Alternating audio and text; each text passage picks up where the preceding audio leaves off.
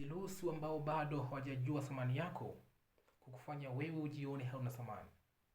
Ukweli ni kwamba wale wote wanaokukataa sio kwamba ni kwa sababu wewe hauna thamani, bali wanaokukataa ni kwa sababu bado hawajajua thamani yako. Yaani ni sawa na dhahabu kwenye zizi la ng'ombe.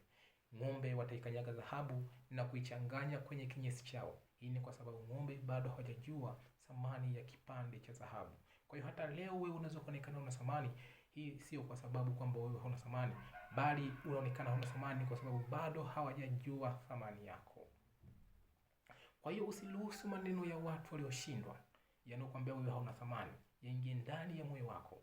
Badala yake amini kile ambacho wewe unakiamini. Kumbuka kwamba wewe unayo thamani kubwa, wewe una uwezo mkubwa, wewe unayo ndoto kubwa, wewe unacho kipaji kikubwa ambacho unaweza kufanya makubwa na ukaweza kubadilisha maisha yako.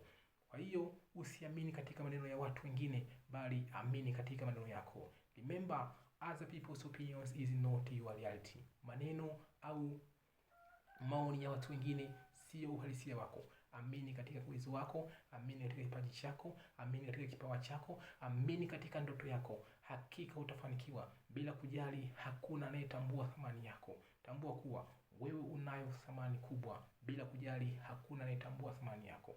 Wewe unao thamani kubwa bila kujali bosi wako anakuambia wewe hauna thamani. Wewe unao thamani kubwa bila kujali wazazi wako wanakuambia wewe hauna thamani. Tambua kwamba wewe unao uwezo mkubwa, unaweza kubadilisha maisha yako kupitia uwezo ulionao.